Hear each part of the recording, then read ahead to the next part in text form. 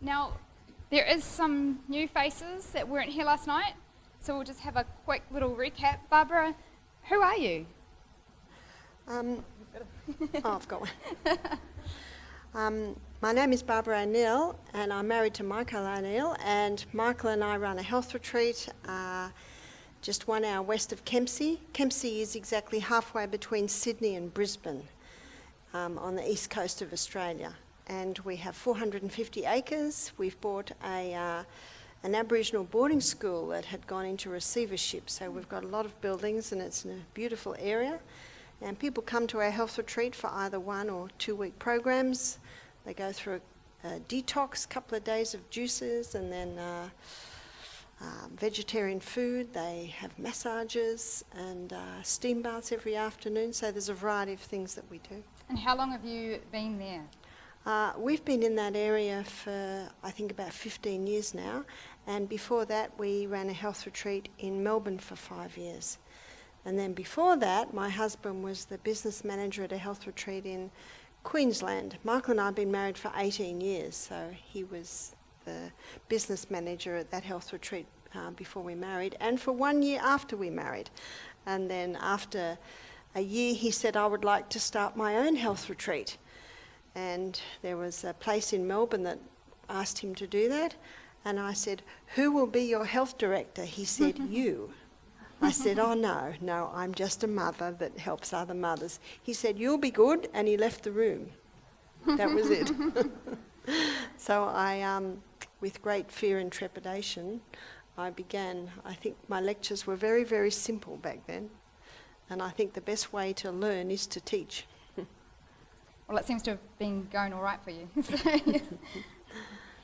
We do have a couple of questions, but before that, afterwards tonight we're going to have some nice cool water with some minted water, I think it is. Minted water, so hang around and get rehydrated. And there's also some books and DVDs out there that you might be interested in, so take a look at them. There was a couple of questions from last night. If you have questions, the question box is out the back too, so you can put your questions out there for us. The 2 questions that came from yesterday was, does sugar cause type 2 diabetes? It's a very good question, and I'll be answering it in the lecture this evening. But it has a big contributing effect. And our second question was, what causes fluid retention, especially in the legs? Believe it or not, I'm covering that tomorrow night when I look at heart health. Because when I look at heart health, I'll be talking about water and salt. And fluid retention is all about the kidneys and water and salt. And so I'll be covering that tomorrow night. Okay, so if they ask that question, they'll just have to come tomorrow night as well. All right, over to you. Thank you. The beauty of the lectures is I'm able to cover it in detail. There's an old proverb, it's Proverbs 14 verse 6 that says, knowledge is easy to him that understands. And that's one of my favourite proverbs, because when you understand how the body works, when you understand the functions of the body, then you automatically have the knowledge on how to treat the body. Now, before we begin, it is my habit, I ask God to come and teach us. So please bow your heads for a moment. Father in heaven, thank you so much for this body. Thank you for this opportunity to look at it, to discuss it and learn more about it. I pray that you'll help us to understand these things tonight. In Jesus' name, amen.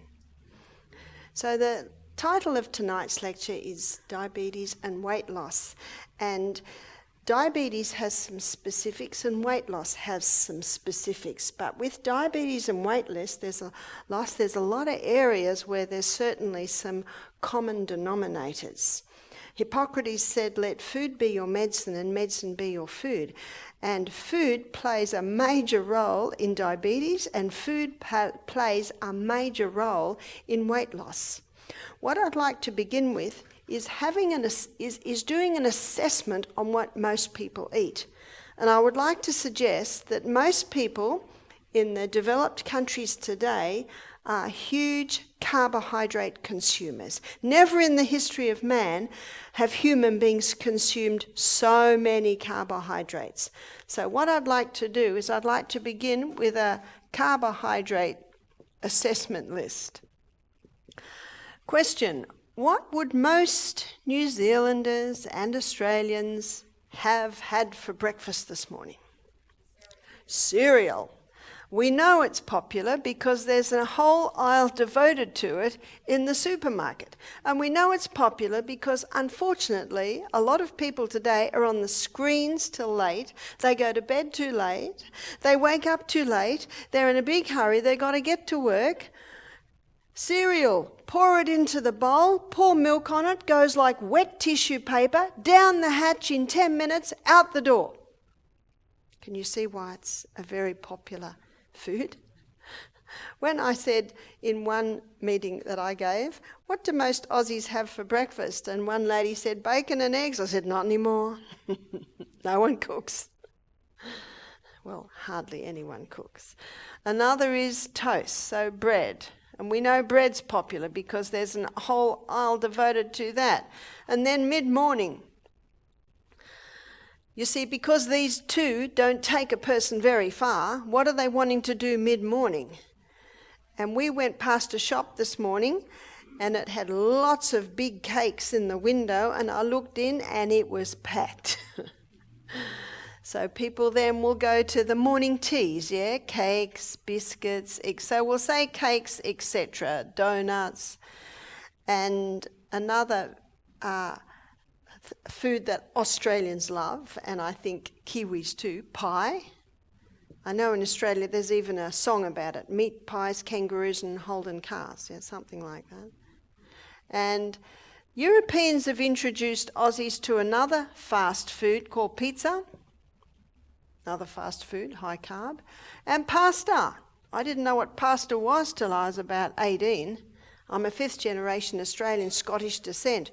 We had sausages or chops, mashed potatoes, frozen peas or beans every single night of the week, except for Sunday. Roast lamb. And everyone I knew ate like that. All my neighbours, all my relatives ate like that. I thought everyone in the world ate like that. But when I was about 18, I was introduced to pasta. And Asians have introduced Aussies to rice. I don't think I ate rice till I was in my late teens. And my husband's an Irishman, so every main meal must contain potatoes. And then last and certainly least in nutritive value is the pure crystallised acid that's extracted from the sugarcane plant, and that is sugar. Would you agree with me? Aussies, New Zealanders are high carbohydrate consumers. Now what I want to do is I want to take you inside the CBD. Do you remember the CBD? We looked at it briefly last night. The central business district of the human body is the inside workings of the cell. You see, all of these foods break down in the gastrointestinal tract to a singular molecular structure called glucose. And glucose is then absorbed into the blood. And then it becomes part of the body because the blood is the life of the flesh. Now the blood takes that glucose on the M1 main highway, portal vein, straight to the project manager. That's the liver. Now the liver as the project manager is orchestrating what happens to everything that comes into the body. And so the liver first of all sends the glucose to the cell. So let's have a look at what happens inside the cell. So the glucose comes inside the cell under the action of insulin. Insulin's basically the key that unlocks the door to get the glucose inside the cell. And then it goes through a 20-step pathway. And that 20-step pathway gives us 2 units of energy. Isn't that why we eat? To get energy so our eyes see, so our ears hear, so our brain works, so our heart beats, so every single cell in the body is running because of the glucose. At the end result of this 20-step pathway is a chemical form of glucose called pyruvate. Pyruvate is the chemical form of glucose that gets fed into what's often called the powerhouse. Called the powerhouse because this 8-step pathway gives us a whopping 36 units of energy. Wow, what a difference. Now that pathway there is an oxygen pathway. It uses oxygen. This pathway uses no oxygen. What a difference oxygen makes. By the way, just a little sideline here. How are you going to feel if every single one of your 100 trillion cells has enough oxygen to get to that 8-step pathway? How are you going to feel? We're not going to be able to hold you down. How many people today do you know, when you say, how do you feel, say, oh, all right, not too bad. What's not too bad? Not too good. You know how it is, getting there. How many people, when you say, how are you, say, fantastic? You'd almost say, oh, what's wrong with them? Oxygen is a very powerful thing, it's oxygen. I have to hold myself back here because we're not talking about oxygen right now, we're talking about glucose. But the oxygen explains why so much more energy.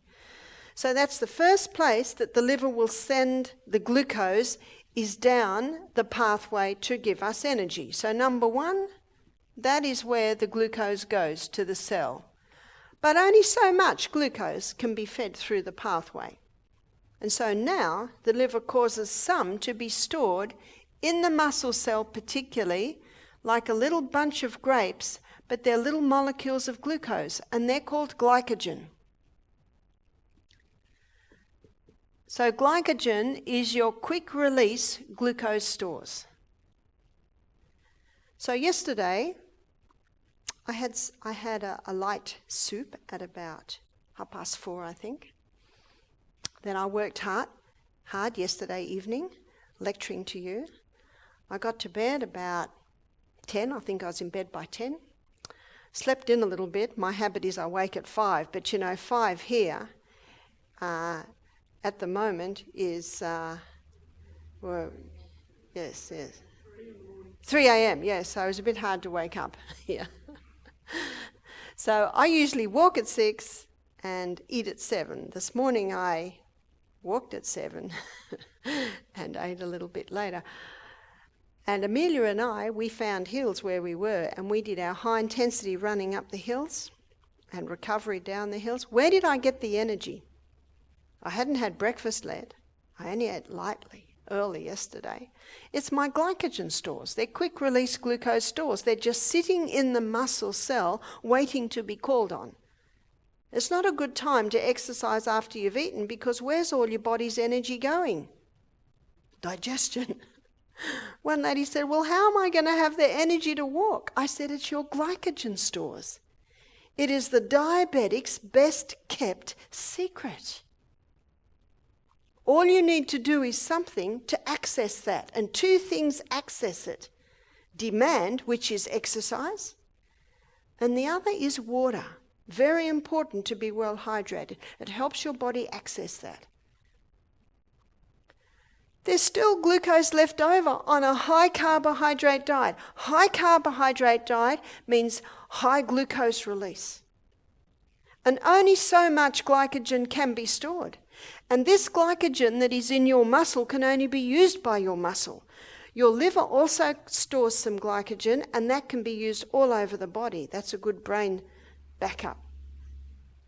So now, what is the liver going to do with the excess glucose? It stores it in the most amazing fuel depot in the human body. You may have heard of it. It's called fat cells. And in Australia and New Zealand today, on the high carbohydrate diet, what is happening to many?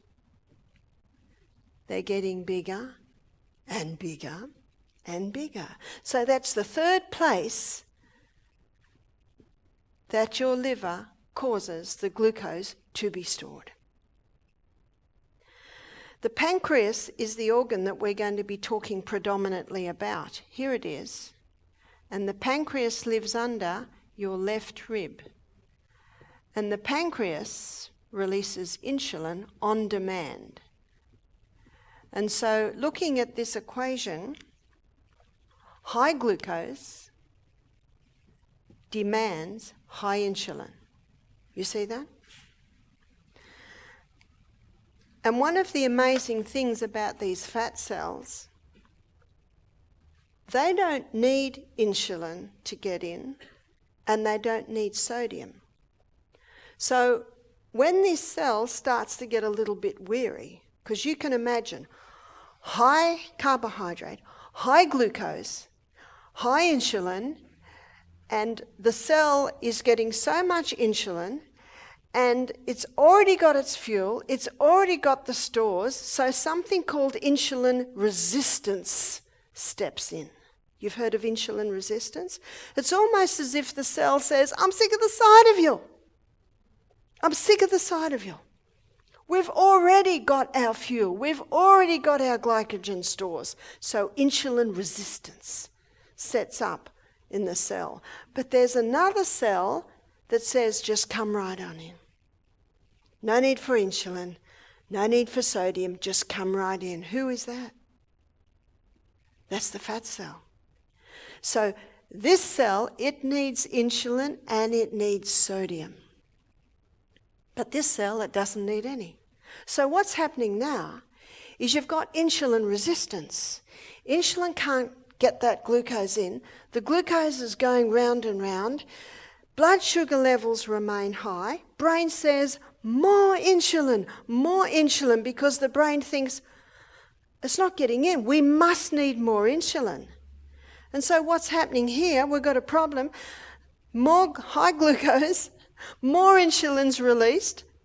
The cell's saying, you're not coming in here. We've seen enough of you. So what's happening over here? Come on in, just come on in. They're getting bigger and bigger and bigger. And eventually, the pancreas just wears out. And the pancreas just says, I'm done. I'm done. I'm not doing this anymore. And it becomes depleted, it becomes worn out. Do you know that one diabetes mellitus means sweet urine?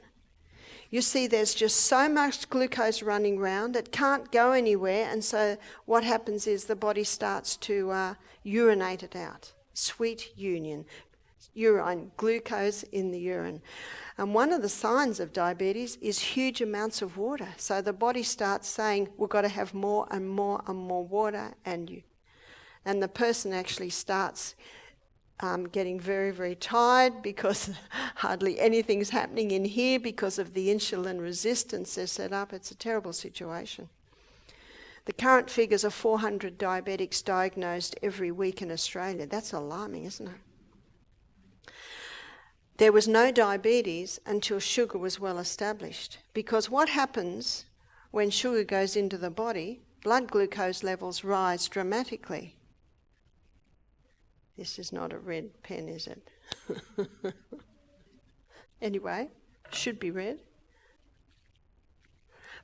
Blue blood, royal. Blood glucose levels rise dramatically. So very quickly the brain says, quick pancreas, release insulin. And because there was so much glucose, huge amounts of insulins are released. And now blood glucose levels go down.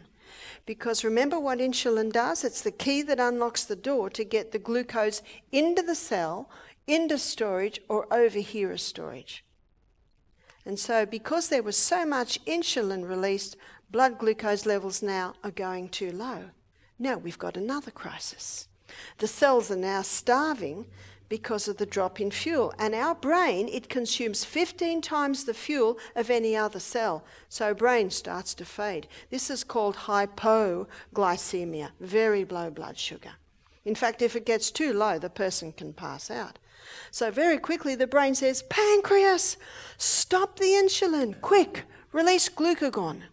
Now glucagon is the other hormone that the pancreas makes, and it's designed to get the blood sugar level up again. But what does the person usually do down there? Have a lolly, have a biscuit, have a Mars bar, have a Coke, have a quick sweet, yeah? What happens then? Up again. What does the brain go? Oh no, now we're too high. Stop the glucagon, release the insulin. Oh no, now we're too low. Stop the insulin. Can you see what's happening? Up, down, up, down. It's called this biochemical whiplash. Up, down. How does the person feel up there? Spun up like a top. How does the person feel down there? Oh, they're passing out. A man said to me one day, Barbara, he was a diabetic. He said, I had a diabetic crash on the bus today. I said, really? What time? 3 o'clock in the afternoon. I said, oh, what did you have for lunch? Why am I asking that? Because the last thing he ate is what's going to do it. He cleared his throat. He obviously didn't want to tell me. He said, 2 donuts and a can of Coke. I said, aha. Now I know what caused your crash. It went so high and it was so dangerous, that high, that the body reacted as in a crisis, releasing too much insulin, and where did he go? Now, if someone had a diabetic crash in front of me, I'd reach into their pocket, get the lolly or the sugar, put it into their mouth. It would save their life. As they came round, I would say to them, would you like me to show you how to prevent that ever happening again? It's like the young man, Dan. He came to our health retreat 2 years ago. He's a type 1 diabetic. He'd had type 1 diabetes since he was 15. He got it from a very strong course of antibiotics. Some drugs have a side effect of killing off the beta cells in the pancreas. He came to our retreat. He's 20. He's a little overweight. Can you see why he's a little overweight? High insulin it's a one-set mind. I must store, I must store, I must store. Very difficult to lose weight when there's high insulin. He was with us for 4 weeks. He did 2 weeks on the program and he helped in the garden for 2 weeks. First week, if he got a blood sugar level low in the middle of the night, he would wake up and he would take a lolly.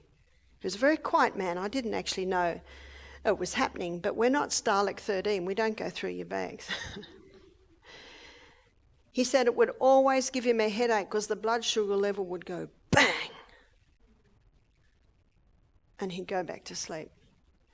Second week, he decided to try an apple. Now, in the middle of the night, it takes a long time to eat an apple. That would get his blood sugar level up, but he wouldn't get the headache. The third week, he tried something different. If he got a blood sugar level low in the middle of the night, he would jump out of bed and do 30 push-ups. Got his blood sugar level up again. Where did that come from? What happened when he did 30 push-ups? What did it access, students? His glycogen stores. Whew. He told me one morning that he got up and his blood glucose levels were 3. Now 3 is nearly passing out. He had a couple of big glasses of water, had a little bit of Celtic salt first. I'll talk about that in a minute. Helps to get the water inside the cell, all those minerals. Put his joggers on and went on a high-intensity run, and I'll talk about that in a minute too. High intensity up the hill, slow down the hill. High intensity up the hill. That high intensity, what did it access? His glycogen stores. He came back, took his blood glucose levels, they were 9. From 3 to 9, and he'd had nothing to eat. Now, he's a very shy man and a very quiet man. By the third week, he said to me, why hasn't anyone told me about glycogen? It's the best kept secret, is these glycogen stores. Now, we had a diabetic nurse doing our program, and when she heard what he was doing, she said, this is very dangerous. He said, is it? He said, well, if you think it's dangerous, go running with an apple in your pocket. He was excited, so excited. He was accessing his glycogen stores, but he was also eating a food program that was very low in carbohydrates. Way back in the 80s, Dr. Atkins showed this. In fact, Dr. Atkins, he did it for weight loss. He stopped the carbs to lose weight because he theorised if I stop the carbs, and don't have the glucose coming in, my body will start to eat the fat stores. That was he theorised. He did it on himself. And it worked. So what did he eat? You might not know what his full diet was. He ate a high fibre diet. 3 cups of vegetables a day with the exclusion of the potato. The wild yam, sweet potato, you called it kumara, is that how you say it? Kumara. It's different to the potato. It has low glycemic index. We'll look at that in a minute. He ate a lot of fibre. He also ate a lot of protein. And this is one area of the Atkins diet that everyone talks about, is the high protein. And he was also eating quite generous amounts of fat. Now, these 3 food groups keep the food in the stomach longer, so the person doesn't get hungry. Fibre keeps the food in the stomach longer because fibre binds up all the glucose and slowly releases it. And that's what the diabetic needs. Protein is the food that's broken down in the stomach. So when you have protein in your food, it keeps the food in the stomach longer. Fat keeps the food in the stomach longer because it coats the food. And that's very good news because it means you can go quite a distance between meals. And the fact is we have one stomach and one stomach only. And it takes about 3 to 4 hours to digest a meal, and then the stomach loves a 1-hour rest. Now, the cows can eat all day because they've got about 5 stomachs, but not human beings. So Atkins found, and the paleo diet says much the same thing, the FODMAP diet says much the same thing. So there are many authors today who are doctors with decades of clinical practice up their sleeve who are basically saying the same thing. You see, these 3 food groups keep the food in the stomach longer. Important point on a weight loss program. These 3 food groups also are the essential food groups. Why essential? Well, fibre is essential because fibre keeps that colon moving, and it's pretty important that the plumbing's working well. Fibre stimulates movement in the colon. Fibre also sweeps the colon. And it's also in the fibre part of your food that you'll find a lot of your nutrients intensified. Now, I do not eat the skin of pineapples and oranges and mangoes and pawpaws. But when I was a little girl, Mum peeled everything. But we don't peel a lot of things. We don't peel potatoes today, do we? I mostly don't peel cucumbers. I don't peel carrots. So that's what I mean by the skins. And they're basically one of the highest fibre. Fibre is essential. Protein is essential. Yesterday we looked at the DNA. We looked at how the crossword bands are made up of amino acid. The new cell is built up by amino acid breakdown from the protein we eat. 50% of the membrane around every cell in the body is made up of protein. That's pretty important. In fact, once you take the water out, protein is the main substance that our body is made up of. Protein is essential. You cannot heal without protein. You cannot build new cells without protein. 50% of the membrane around every cell in the body is fat, except for the brain cell. The membrane around each cell in the brain is 70% fat. Did you know the brain is the fattiest organ in the body, and the brain loves fat? Got that? Now, there are fats and there are fats. And the best fats are the fats that come from the hand of the Creator in your nuts and your seeds and your avocados and your coconuts. And the 2 concentrated fats that are the best fats are your coconut oil and your olive oil. Both oils have been used for centuries. And the cultures that use these oils always had fine health. Fat is an essential nutrient. Your sex hormones are made from fat. Your stress hormones are made from fat. It's pretty important. They're the 3 essential food groups. But what Atkins found in his research, and there are many today who are claiming the same thing, is that your non-essential food group is carbohydrates. Last year, Catalyst, August, you can go to iView and still see this, a show called Fat or Fiction, and there was a a nutritionist, professor of nutritionist, he said, you can live very, very well without 1 dot of carbohydrates. Now let me very quickly get a balance on this. Carbohydrates are not bad. Got that? They're not bad. It's only when they're overdone and refined. And can you see what most people are doing today? It's overdone, and in a lot of cases, it's refined.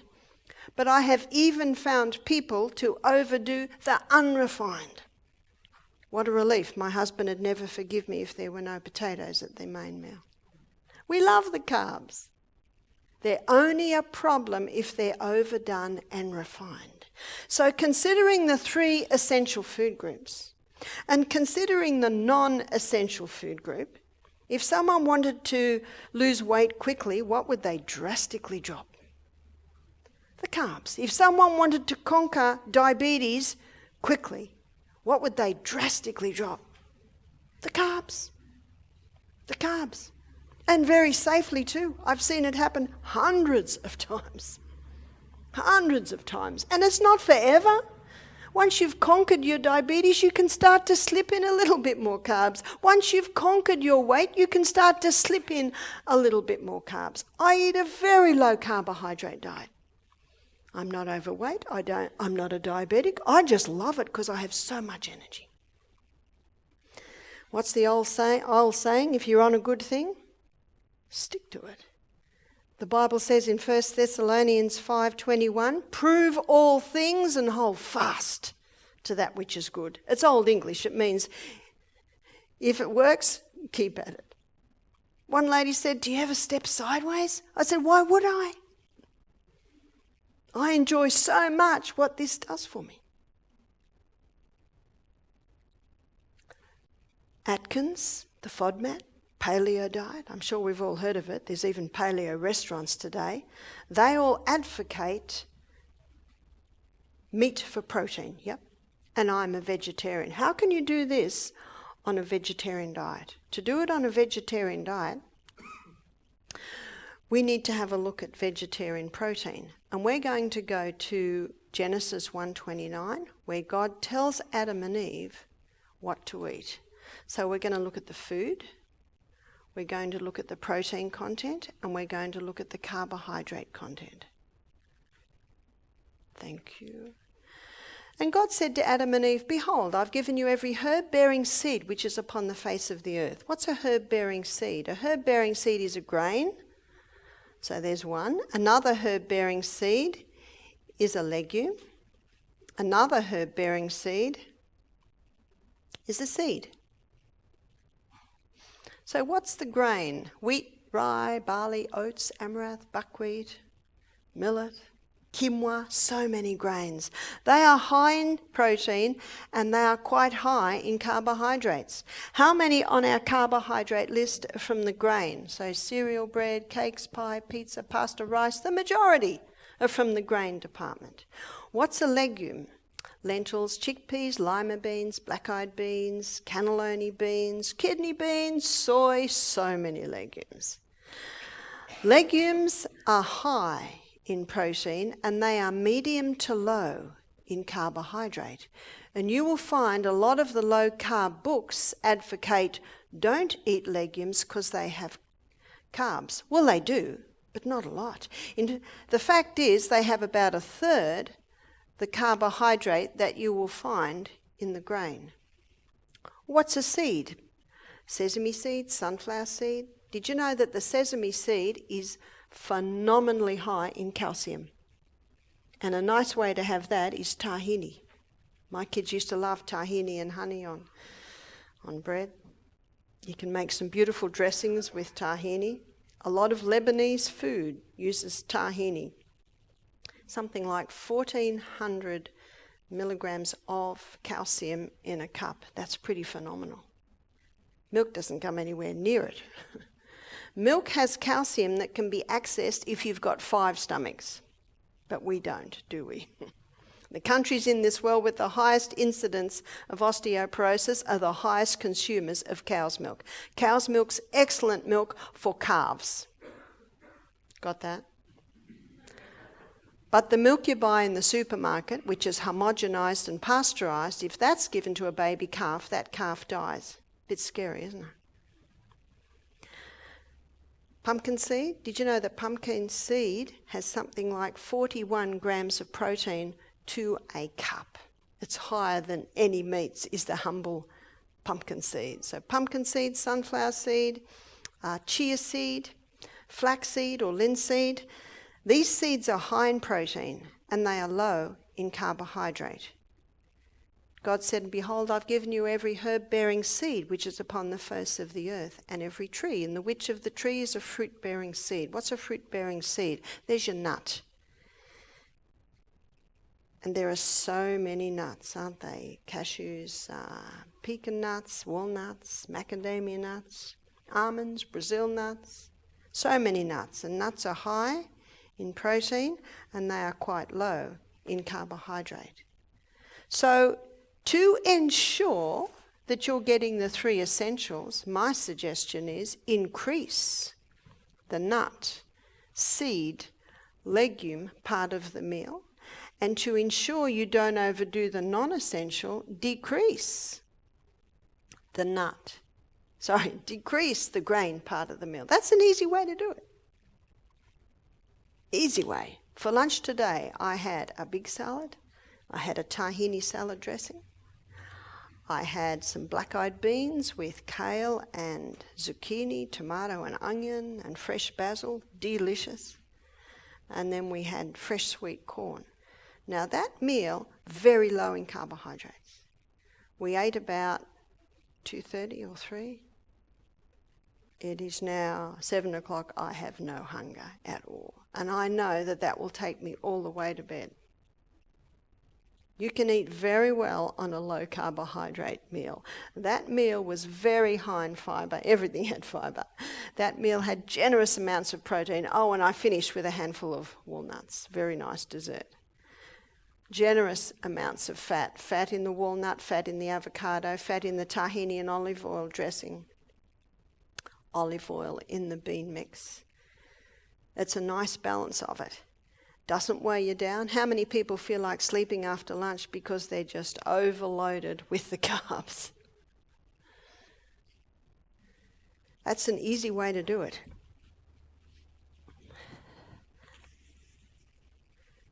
I think I need metho on this. It's not behaving.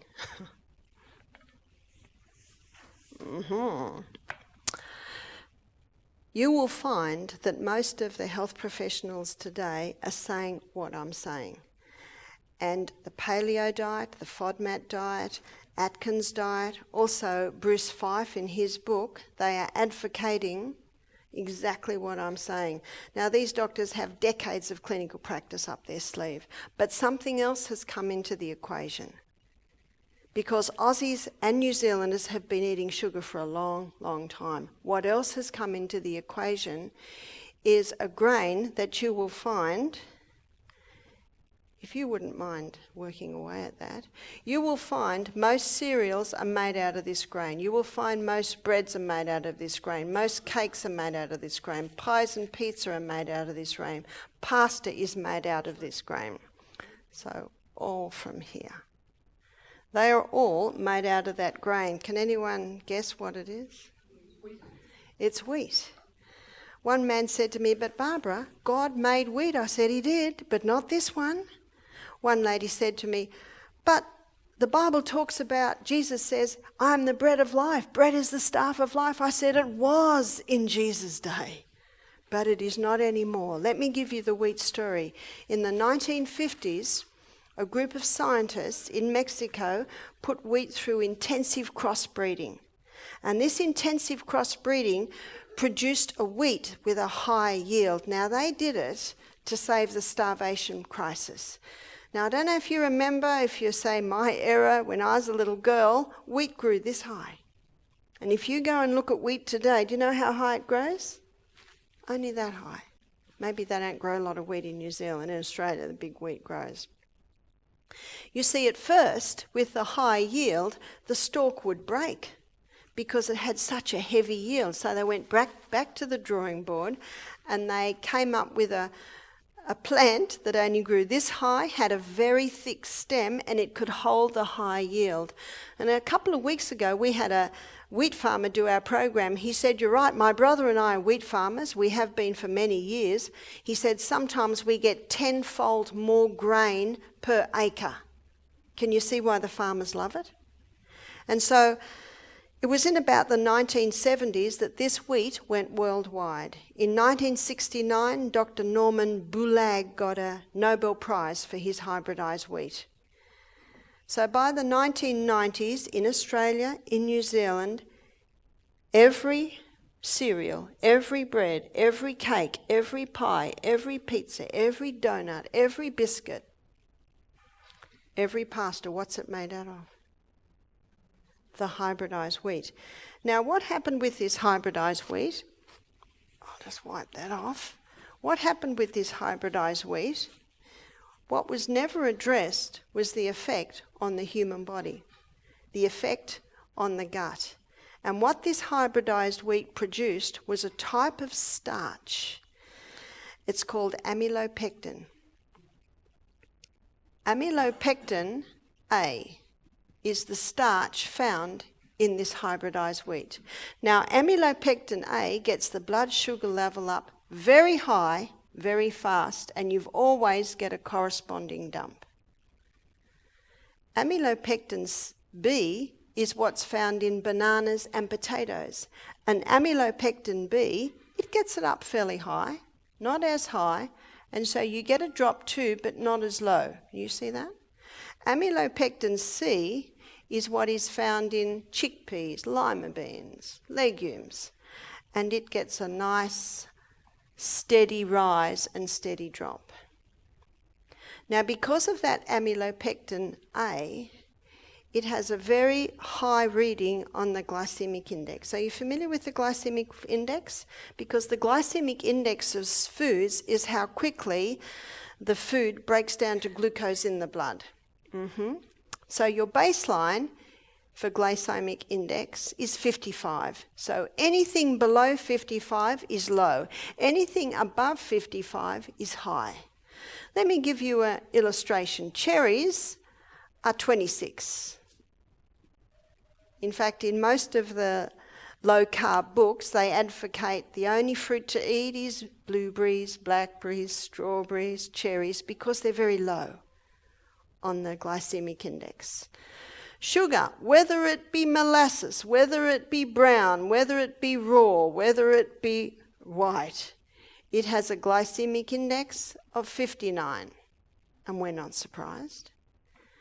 The refined wheat, so that would be white bread, white cereals, cakes made out of white flour, 69. Wow. So that white bread products is higher than sugar. I'm glad you're sitting down because the next information is shocking. Wholemeal. So wholemeal wheat. So that's wholemeal bread, wholemeal pasta, 72. How could that be? How could wholemeal bread get the blood sugar level up quicker and higher than white bread? Well, because it's not refined, it has more of the amylopectin A in it. Can you see that? One lady said, "Are you saying white bread's better than wholemeal?" No. No, I'm not. The problem is the wheat. I presented this one day at our health retreat, and a lady began to cry. I said, "Why are you crying?" She said, "I'm type 2 diabetic. I was diagnosed 2 years ago." She said, "I do everything they tell me. I have wholemeal bread, wholemeal cereal, wholemeal pasta. And every 6 months I visit the doctor and he puts me on more insulin." What's the definition of insanity? To do what you've always done and expect different results. She said, "I'm crying tears of frustration because I do everything that they tell me and I'm getting worse." She said, I'm crying tears of joy right now because you have just solved the problem. Now, if you want to pursue this a little bit more, there's a book called Wheat Belly by Dr. William Davis.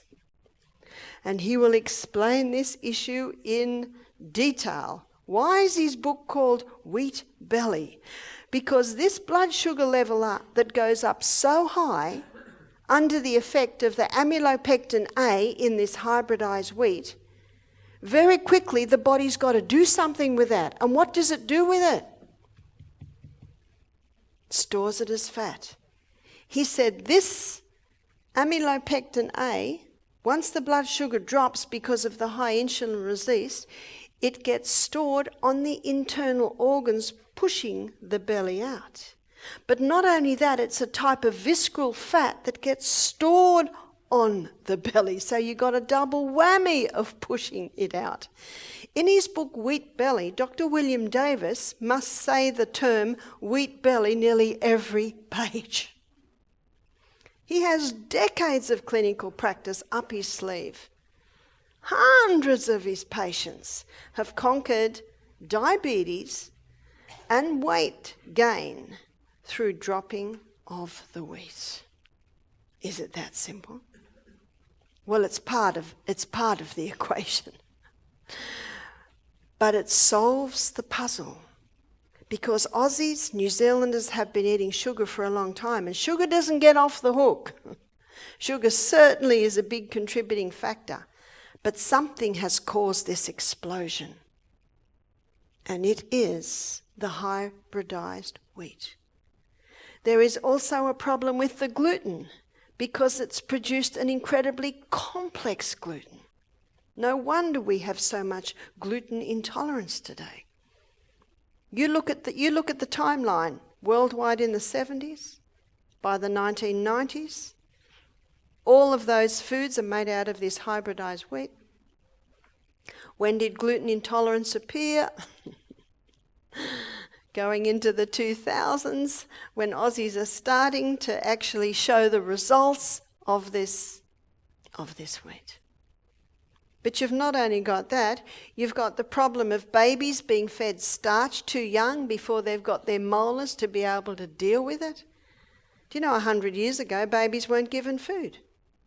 And the first teeth are 4 at the top, 4 at the bottom, and they're called milk teeth, because that's all babies should have. Milk. Then the molars appear where they grind. And when the grinding molars come through, then ptyalin is released in the mouth. And ptyalin is the amylase enzyme that breaks down starch. So with my babies, I gave them no starch until the molars were through. That can be 20 months, even to 2 years. And what are mothers told to give their babies in the first 4-6 months of life? Farax, yeah, pure starch. That's setting up the gluten intolerance. It's setting up gut problems. We're going to go back to the old ways.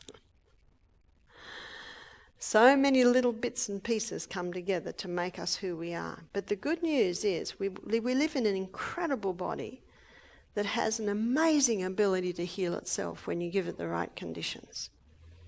Last night I told you the story of a couple of people who'd conquered their eczema by stopping the wheat, conquering irritable bowel by stopping the wheat.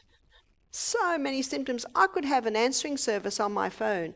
Stop the wheat, dairy, refined sugar. Next, stop the wheat, dairy. Is it that simple? Well, it's not quite that simple, but it is a large part of it. You can eat a slice of bread and it'll be out of your body in 24 hours, but the effect can remain for up to 6 weeks, 2 months. And if someone says, well, I've been doing it for 6 weeks and I'm not getting the results, then I say, well, do you have any mold exposure or chemical exposure? They can be exacerbating the problem. That's why the detective hat always must go on to find out why these things are so. Newton's third law of motion: to every action there is an equal and an opposite reaction. Now, to allow you to fully digest what I've just presented, because to some it may be quite shocking news. It was certainly quite shocking news when I first looked at it. But I've seen such amazing results And the books that I've quoted, there's Gut and Psychology by Dr. Natasha Campbell McBride. There's also Stop Autism Now and Stop Alzheimer's Now by Dr. Bruce Fife. There's Grain Brain by Dr. David Pertmuller, and William Davis's book, Wheat Belly. They are all basically saying the same thing. And what does the proverb say? In a multitude of counsellors, there's safety. And these people are all coming to the same conclusions, and we find too in our health centre. Yes? Where does spelt flour come in? Spelt is a wild or field hybrid from the original wheat grain. So spelt and kamut. I'll write them up here for you. Spelt. One lady said, how do you spell it? Spelt. And kamut. They are wild or field hybrids of the original wheat. They don't have the amylopectin A, and they do not have the complex protein structure. If someone is celiac, often they can't even handle that. They have to heal that gut first. But even people who are sensitive or intolerant to wheat can usually handle these two. I'm going to give everyone a break now. It is almost 5 to 8. If you could please come back at 5 past 8, that's a 10-minute break. We will continue our presentation. And out the back here, there are there's big jugs of water with lemon and mint in it. And Amelia, here's Amelia, she will be manning the books and the DVDs out the back. But there's one more question there I'll answer before I go, but the lady's not looking at me. Yes? You had a question.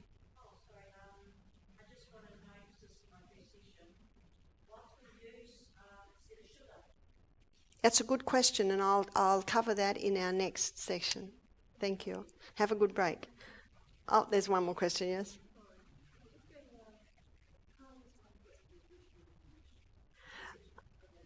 You can get it as spelt and kamut. The original wheat was called Enkhorn, which is almost impossible to get now. But these two have wild hybrids from the Emma wheat. So you can put these names into the web and you might find them somewhere. But the spelt and kamut are quite easy to get. And again, they're wild or field hybrids of these original grains. So they're very similar. So we're going to begin looking, or continue, I should say, looking at some of the causes. And what I'd like to write down here is some of the causes of diabetes. And wheat and sugar are big contributing factors. Another contributing factor is dairy. And in the book, The China Study, Dr. Colin Campbell, he explains this one. When a human takes dairy, in the majority of cases, it's difficult to break down because we haven't got the 5 stomachs. And so molecules come into the blood that aren't properly broken down, and the body creates antigens to deal with them. Now, their molecular structure is very similar to the molecular structure of the beta cells in the pancreas. And so these pathogens, they're wiping out these molecules from the partially broken down milk, and then they look over at the pancreas and start to break down the beta cells in the pancreas. I hope I didn't lose you with that one. And so dairy is a big contributing factor. Colin Campbell states that children that have cow's milk in the first year of life have a 70% greater risk of developing type 1 diabetes. And yet, what would most children have for breakfast? Cereal, milk and sugar. That's what I had as a child, yeah? So that's another causative factor. Number 3 is drugs. Many drugs have as their side effect an effect on the beta cells in the pancreas to break them down. There is much research today, and I know a Dr. Glassons from America, he pioneered a lot of this research in about the 80s, that the polio vaccine was causing the type 1 diabetes. That's quite alarming, isn't it? Do you know the health department have put a statement out in the last few days that the only cases of polio around today are from the polio vaccine. Polio was wiped out before vaccines came in. Quite alarming, isn't it? The human body was designed to heal itself, and it'll heal itself if you give it the right conditions. And I had a lady ring me up with a 16-month-old child with diabetes, and she said it developed after her vaccinations. Now, there are children that are vaccinated that don't have diabetes. It's like this really. It's the best way to explain it. A whole lot of little threads come together to make a strong rope, and a strong man cannot break that rope. But a little mouse that strong man could step on and squash can start eating at all those little threads. And the rope that the strong man could not break, that little mouse successfully does by nibbling at those threads. We are a combination of a whole lot of bits and pieces, aren't we? And that's why I believe we should be the doctor. Where to put the detective hat on and thread all of those threads. Another cause of diabetes is the bleach that they bleach flour with. Now flour, or wheat flour, or even spelt flour, kamut flour, if the bran and the wheat germ are taken out, it's almost the colour of the inside of my skin there, like a light beige colour. And so they wanted the wheat or the flour white. So they bleach it with a bleach called alloxin. And alloxin, the research is showing now, kills the beta cells in the pancreas. So another reason why this wheat is contributing to it. And so, number one, to get a turnaround with diabetes, is the wheat and the sugar must stop, the dairy must stop, and ideally the drugs stop. Now, some people are on medications that cannot be stopped straight away. Some medications can be stopped straight away, and that's why it is good to get some advice on that. The medications that must not be stopped straight away are things like antidepressants, things like your cortisone drugs. There can be a major reaction if you stop them. What we do at Misty Mountain Health Retreat is we get people to begin implementing lifestyle changes. The body gets strong, the body starts working better, and then they can ease off the medications. That's probably the best way to do it. But if you are on medication, it is good to get advice on how that can be taken off, especially if a person has been on it for years. Tomorrow night when I look at heart health, I'll be directly addressing things like cholesterol-lowering medication, blood thinning medication, and blood pressure medication. So we'll be looking at that tomorrow night. Regarding insulin, what I find when people come to our health retreat, within 38 hours they're having to reduce their medication because their blood sugar levels are going too low. And this young man, Dan, that I told you about, remember I said that every night he'd get a blood sugar level low. Do you know what that meant? He's on too much insulin. By the third week, Dan had reduced, now this is type 1 diabetic, he'd reduced his insulin by 90%. That's in 3 weeks. That's incredible, isn't it? That so quickly he was getting those results. Now there was something else that he was doing, so we'll put here, eliminate. These are the things that must be eliminated. Is these 3 things here. Now we're going to go over what needs to be implemented, and this is 8 glasses of water a day.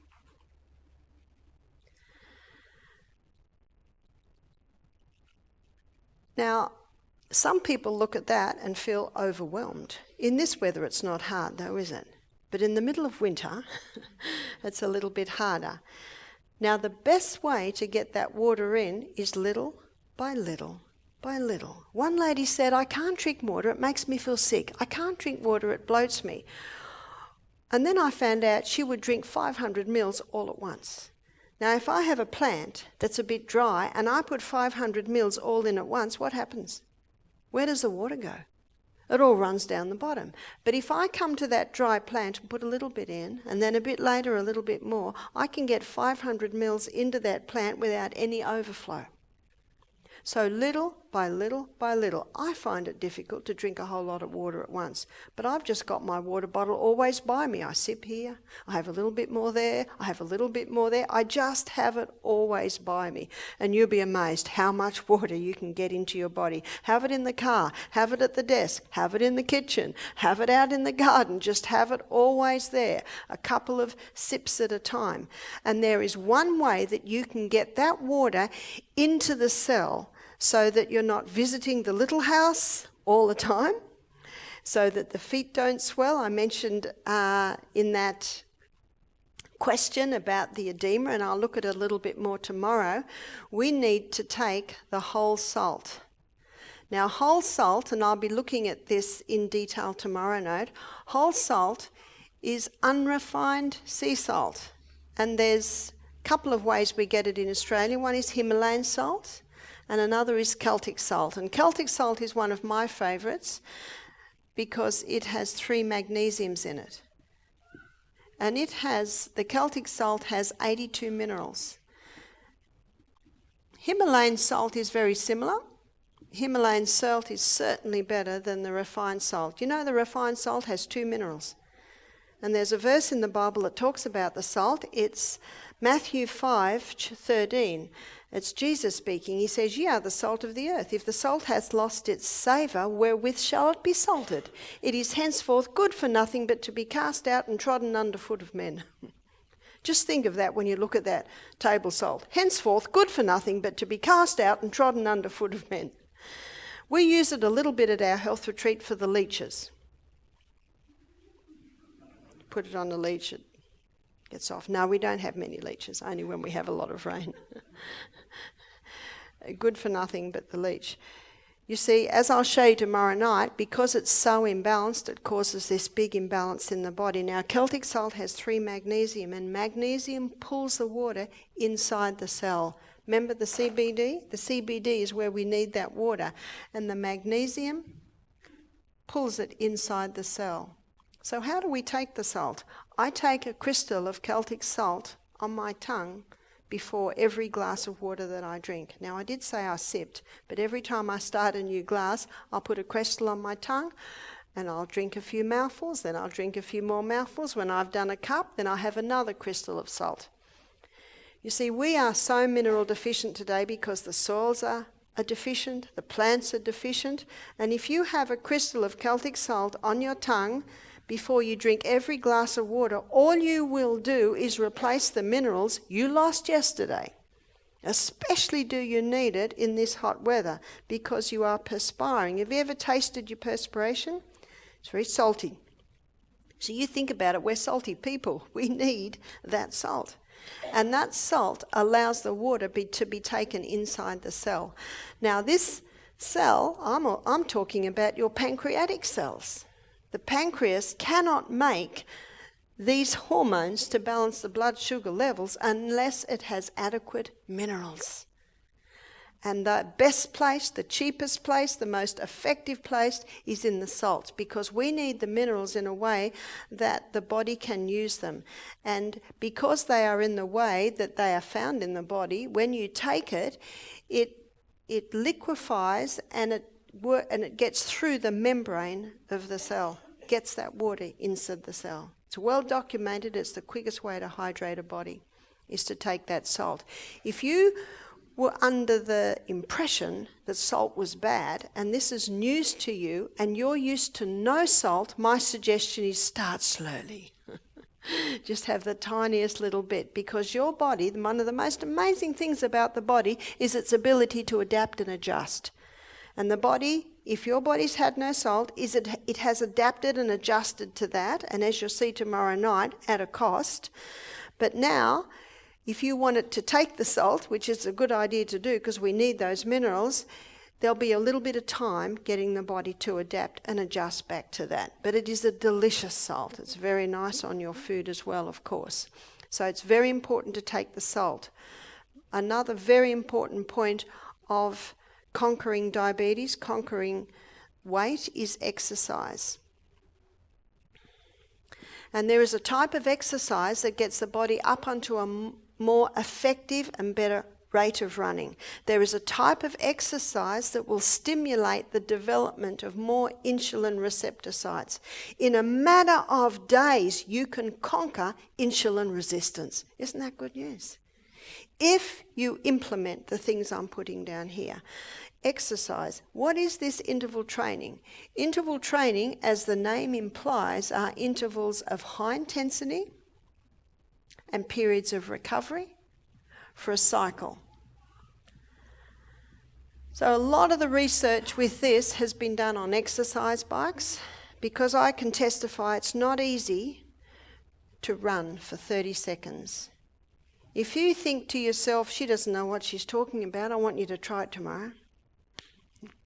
In fact, at 20 seconds, my body is screaming at me, stop. But the type of exercise that's going to wake up that pancreas, the type of exercise that is going to wake up the insulin receptor sites on the cell and get them moving again, is the type of exercise that very, very hard work. It's going to get you out of your comfort zone. Now, if you can't run, exercise bike. Can't exercise bike? Swim. Can't swim? Push-ups. Can't push-ups? Push-ups on the wall. Fitboard. You just got to find out what works for you.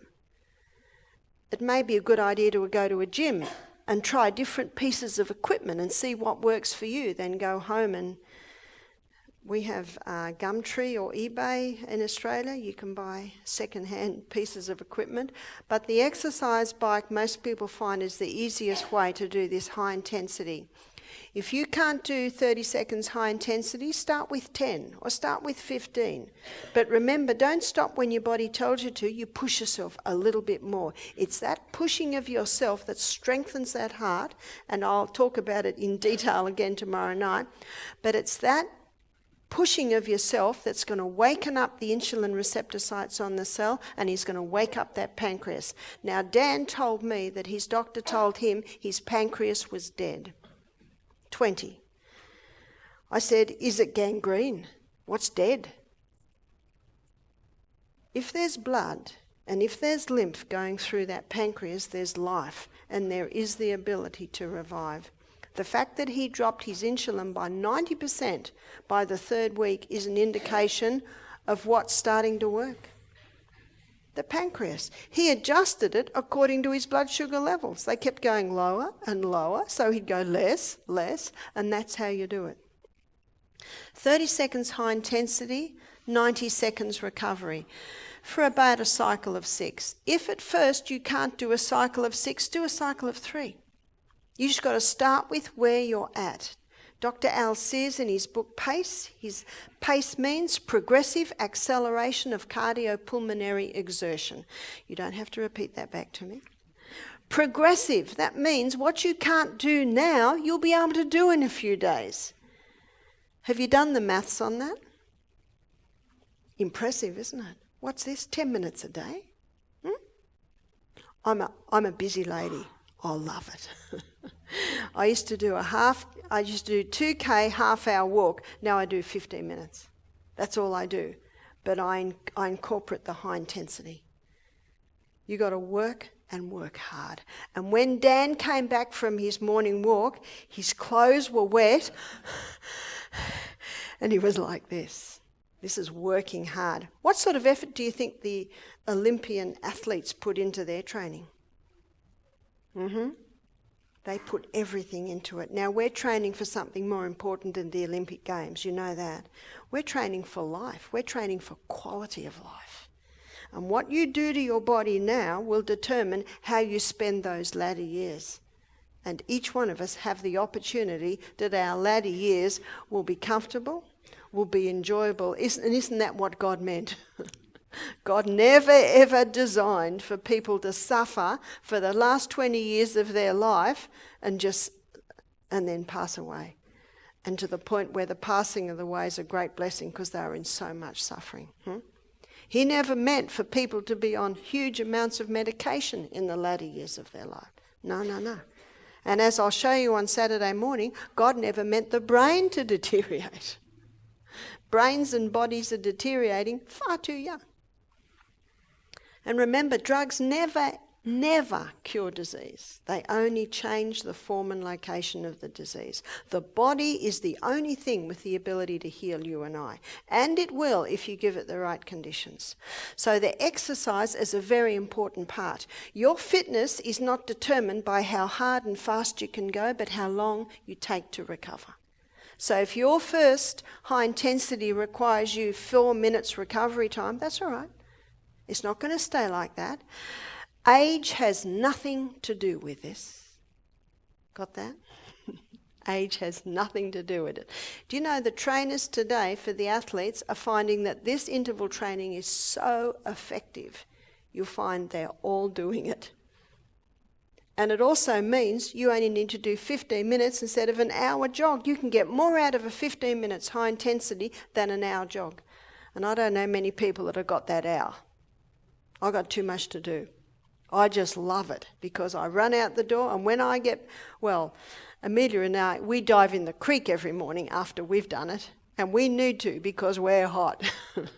Sometimes we need to take a change of clothes when we get out of the creek. And often I'll do my last high intensity in the creek, swimming against the tide. Once you start doing this, the feeling that you will get from it is so good. Your mind will be sparkier. Every cell in the body starts to work more effectively. And guess what starts getting burnt? Oh, it got rubbed out. Those fat cells.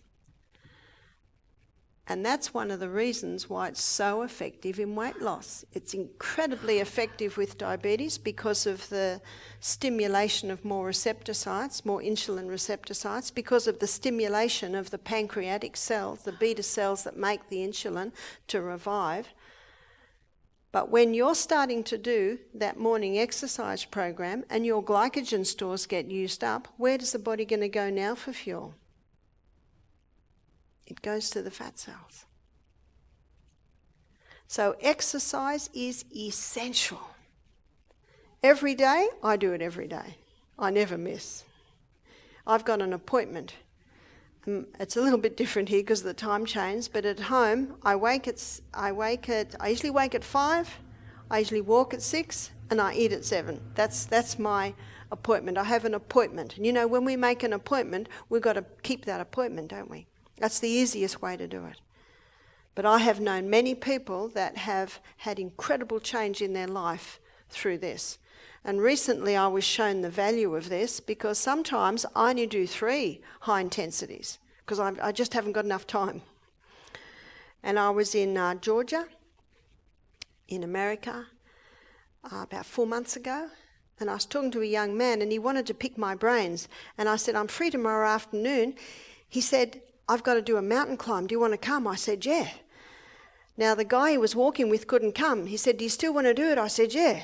So he's picking my brains the whole time. Now, we're walking like this, an hour and a half. Now, I pushed myself because I didn't want to hold him up.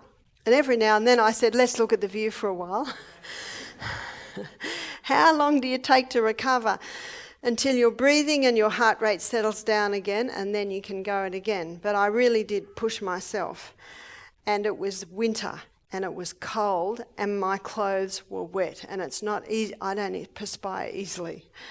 Coming down was a lot easier, but we got lost. And so we were battling through the bush. We finally got home. I'm glad it's winter because the leaves were off the trees and you could see through the bush. I got home and had the best shower I think I've ever had. And I thought to myself, I am going to be sore tomorrow. Not one bit of soreness. I couldn't believe it. Not one bit of soreness. And I thought, this is incredible. Sometimes I'm only 15 minutes in the morning. And yet that sort of training gets the body up onto a far more efficient and effective rate of running. So exercise, not negotiable. Again, if you're not fit, and you find it difficult, just do what you can, but push yourself a little bit more every day. Your heart will get stronger, your lungs will start working better, and when your lungs work better, what are you going to get more of? Oxygen. The Framingham Heart Study, very famous study, it's been done over 30 years, 25,000 people, so it's often quoted. It found that by the age of 50, people had lost 40% lung capacity. That's a bit scary. By the age of 80, 60% lung capacity has been lost. So 40% lung capacity is lost. Does that mean 40% of the cells can't get down to here? They can only run up here? How much energy is that going to give you? So what can you do to prevent lung capacity loss? Interval training. What can you do to regain it? Interval training. How many people from about, sadly, 40 up get scared when their body goes, you got to do that. That's how you retain it. And that's how you also retain your abdominal breathing. Abdominal breathing gets more oxygen into the cells. And as you can see, that's all we need, more oxygen. It's the most vital element needed for life. You just got to move. You've got to move fast. You've got to push yourself till you think you're dying. Did you hear that? Number 7, early nights. Early nights? What's this got to do with diabetes? Between the hours of 10 p.m. and 3 a.m., there are hormones released in our body that are responsible for rest and rejuvenation. So if you're looking at conquering your diabetes, you've got to go to bed early so that those hormones can be released and do their repair on your pancreas. In the winter time, it's between 10 p.m. and 2 a.m. So very important to do that. Many people are going to bed late because of the screens.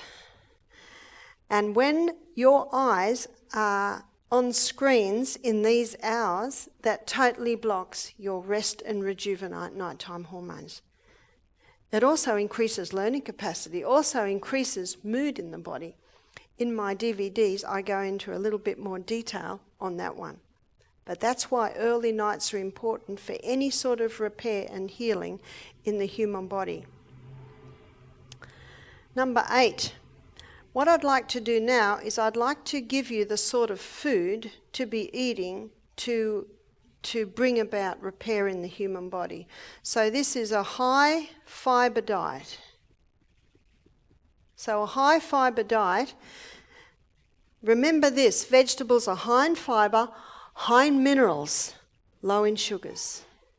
And minerals are your healer, whereas fruit are high in fibre, high in sugars, low in minerals. So for a diabetic, for someone wanting to conquer weight in the body, they need to go more vegetables, less fruit. And ideally, low GI. So in here we put all your low GIs. So low GI fruits, there's fibre. Vegetables. One lady said, isn't carrot high? I said, you'd have to eat a truckload of carrots to get your blood sugar high.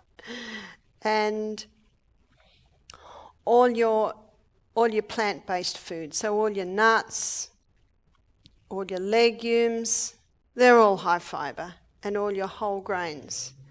Now let me give you a list of grains that are the best grains. Your wholemeal rice, millet, and quinoa, spelt quinoa, buckwheat. There are so many grains that we can pursue.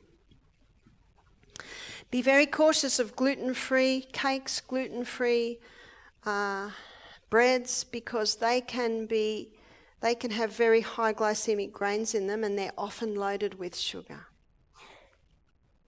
So they're your best grains. Generous amounts of protein. So the best protein is found in your legumes. Let me give you a little tip with legumes. Most people don't know this. Let me tell you how I did the black-eyed beans for lunch today. I had them cooking in one pot. In the other pot, I had the tomato and the onion and the ginger and the garlic and the kale and the zucchini. And when the black-eyed beans were soft, I rinsed them and rinsed them and rinsed them and rinsed them. Did everyone get that? I'm washing away the dirty water. It is that water that causes most of the problems that people experience if they eat legumes. And when I've washed all the dirty water away, then I put my legumes in with my flavourings. For breakfast this morning, I had little dark blue lentils. They were cooking while I was running up and down hills. When I came back, I rinsed them again and again. The pot they were in had this scum around the edge. In fact, I scrubbed the pot clean, rinsed the lentils, put the lentils back in the pot, put oil, thyme and salt with it, and some parsley. Ladies, was it delicious? Delicious. It doesn't need much. And I'm climbing hills in the morning. I haven't got time to be cooking fancy things in the morning. So your legumes, most people don't realise that. My husband had a problem with lentils when we first married. So what I started to do, they were well rinsed, I just give him a little bit, a teaspoon. A couple of days later, 2 teaspoons, until eventually he can handle lentils quite well now. What about tofu? If you can get non-GMO, organically grown tofu, it's safe. Nuts and seeds. I think everyone should have about 8 to 10 nuts every meal. That's not hard, is it? Most people don't do it and then buy a packet of cashews and eat the whole lot. Yeah, just have a few every meal. It's a delicious ending to a meal. And healthy fats. And as I mentioned before, the healthy fats come from your nuts, your seeds, your avocados.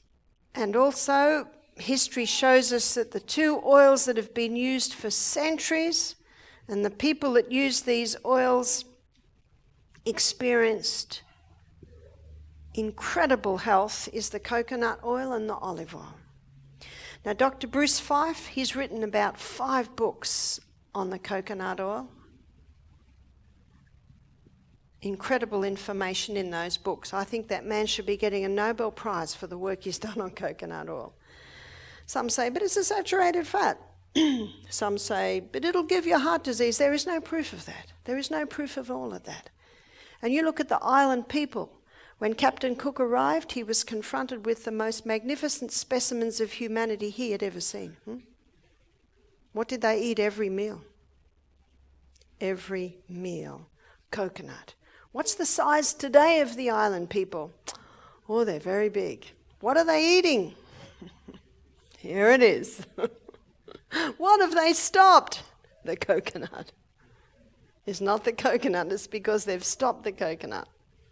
That's the problem. And low carbs. What about sugars? Now, last night a man asked me about stevia. Now, stevia is a sugar that does not get a pancreatic response with insulin. If you use too much, it gets a bit of flavour, but I think it's a good idea to train the taste away from the sweets. If a person has a diabetic, they really have to be very cautious with even maple syrup or honey, the natural sugars. Some say, isn't sugar a natural sugar? Sugar is as closely related to the sugarcane plant as heroin is to the poppy plant. Nothing wrong with sugarcane. It's the pure acid that's been extracted, and that is the sugar. So for a diabetic, a little bit of sweetening, they could use stevia. Also coconut sugar or palm sugar, which is the nectar, crystallized nectar from the flower of the palm. So it's also an unrefined sugar. What about dried fruit with a diabetic? Don't touch it. Very high glycemic index. And remember, it's not forever. It's just until you conquer it. And once you've conquered it, then you may have a little bit. I have seen many conquer it. What about type 1 diabetes? I have seen type 1 and type 2 diabetes conquered. Sometimes if someone is doing all of this and still struggling, by the way, I'll also put, did I say low GI? 9. It's good to get a glycemic index and know the low GI foods. But I have seen type 1 and type 2 diabetics conquer their diabetes. It takes a little bit of work, but the results are well worth it. But sometimes if there's not getting results, one have to check that they don't have exposure to mold and they don't have exposure to chemicals. So the things to be eliminated, I don't know whether I'm going to be able to do this. And this is one more that I have not yet mentioned. And it's something that Australians and New Zealanders love, and it's something that should be eliminated, and that is caffeine. Was that a groan? There is a way to come off the coffee without suffering. People say, do you drink coffee, Barbara? I say, no, I just watch the people suffer. Don't we, Amelia? Day 1, Misty Mountain Health Retreat. More people suffer from caffeine withdrawals than any other withdrawal. We've had people come off ecstasy, heroin, methadone, marijuana, alcohol, cigarettes. No one suffers like the coffee drinker. But there is a way to get off it without suffering. And the reason why the diabetic must stop this is because it causes an insulin response. And we don't want that. Say a person's on 3 cups of coffee a day. Well, tomorrow, the first cup of coffee, they have half a teaspoon of coffee and half a teaspoon of something like Caro or Echo, those cereal alternatives, cereal beverages. You familiar with that? And then a couple of days later, a quarter of a teaspoon of coffee and 3/4 of the Caro or Echo. If someone's on 3 cups of coffee a day, in about 10 days they can be off it without any pain or suffering. If someone's having 1 cup of coffee a day, they often can be totally off it in 5 days.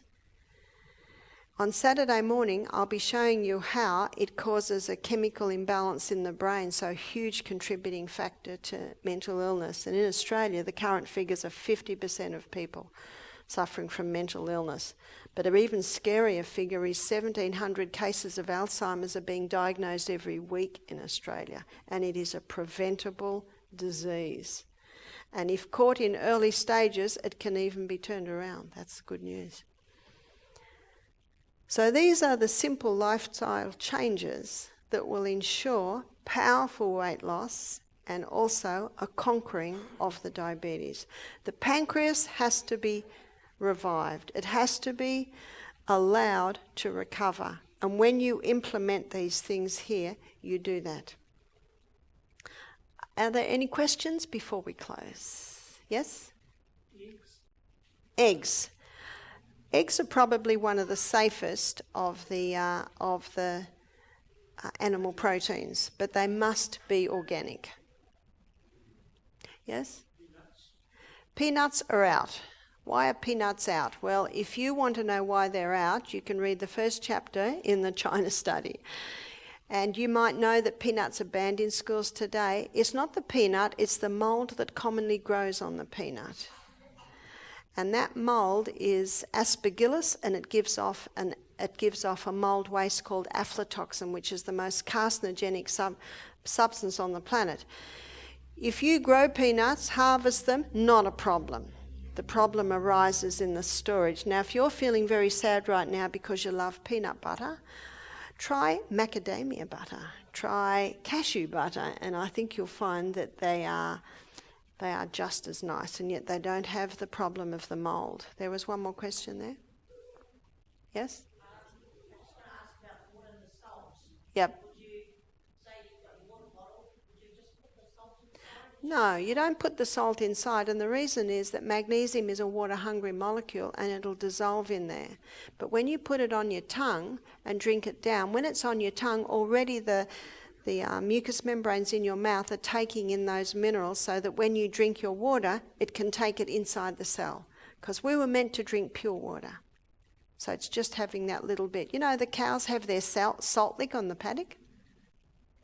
Adults, humans should have salt licks too.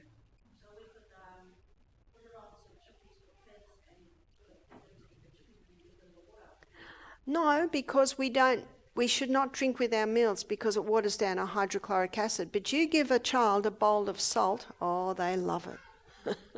They'll gladly take that salt. And after they've taken their salt, you won't have any trouble getting them to drink water.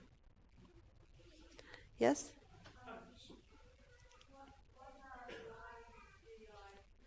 You will need to go, you can go to the web and get a glycemic index chart. But glycemic index says how quickly the glucose breaks down from the food in your blood. And I think I mentioned earlier your berries, they're probably the lowest. And you had another question? Rolled oats.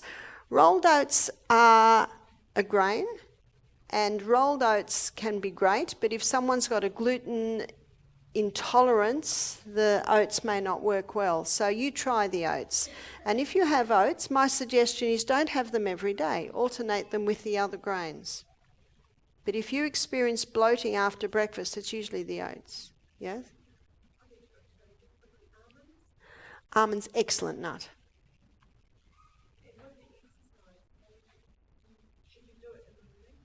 With exercise, should you do it in the morning, it's the best time, because you will reap the benefits all day long if you do it in the morning. But some people that get up very early for work, they might do it at lunchtime or after work. Yes?